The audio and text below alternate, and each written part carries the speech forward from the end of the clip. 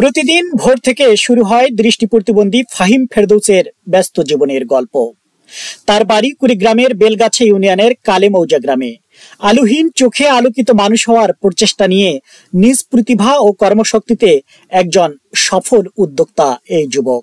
পরিবারকে স্বাবলম্বী করতে স্বল্প পুঁজি দিয়ে গড়ে তুলেছেন গবাদি পশুর খামার। কারো সহযোগিতা ছাড়াই একাই সামলান খামারের যাবতীয় কাজ।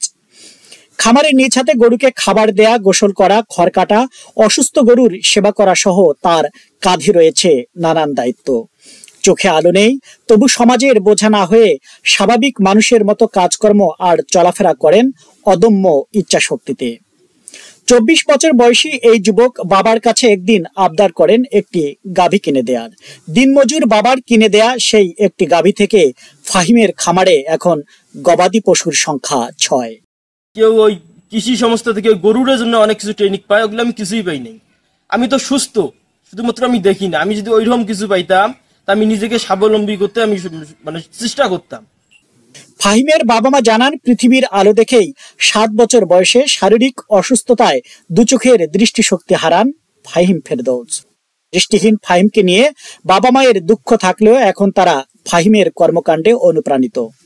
যারা চোখে দেখে তার চেয়ে ও অনেক বেশি কর্ম করে, এবং আমি মনে করি যে ওকে যদি এই অবস্থায় রাখা যায়, যদি ওকে একটু সহযোগিতা করা যায় আর্থিকভাবে, তাহলে ও প্রতিবন্ধী থাকবে না। প্রতিবেশীরা বলেন, ফাহিম খামার থেকে প্রতি বছর 2 থেকে 3টি গরু বিক্রি করে পরিবারকে আর্থিক খরচের যোগান দেন। তাকে সরকারি সহযোগিতার দাবিও জানান তারা। খড় কাটা না হলো মেশিন যদি একটা কেউ দিত, তাহলে ওই যে ও খড় কাটতো, নিজে মেশিন দিয়ে খড় কাটতো। অথবা যদি একটা মোটর দিত, তাহলে গরুকে গোসল করাইতে পারতো। গরু কেনার পর গরুটা দেখাশোনা করতেছে। আর সংসারে যত কাজ, কাপড় ধোয়া থাকে, থালি বাসন পরিষ্কার করা থাকে, ঘর মোছা, ঘর দেওয়া যাবতীয় করে, কোনো সমস্যা হয় না। ওর যে আল্লাহ এত ব্রেন দিছে যে ওই কিভাবে চলাফেরা করে, একটা লোক যদি দেখে আশ্চর্য হয়ে যাবে ওর কাজ দেখলে, যেটা ভালো ছেলেই করতে পারবে না। কুড়িগ্রাম সদর উপজেলার নির্বাহী অফিসার দৃষ্টি প্রতিবন্ধী ফাহিমকে সার্বিক সহযোগিতার আশ্বাস প্রদান করেন।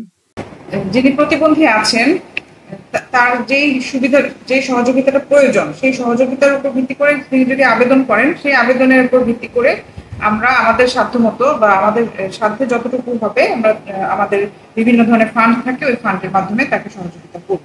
তিনি যে ধরনের মেশিন কিনতে চাচ্ছেন, খড় কাটা মেশিন, তাকে আবেদন করতে হবে আমাদের উপজেলা বরাবর, উপজেলা পরিষদে আবেদন করলে আমরা সেই আবেদনের ভিত্তিতে তাকে খড় কাটা মেশিন ক্রয় করে দিতে পারবো।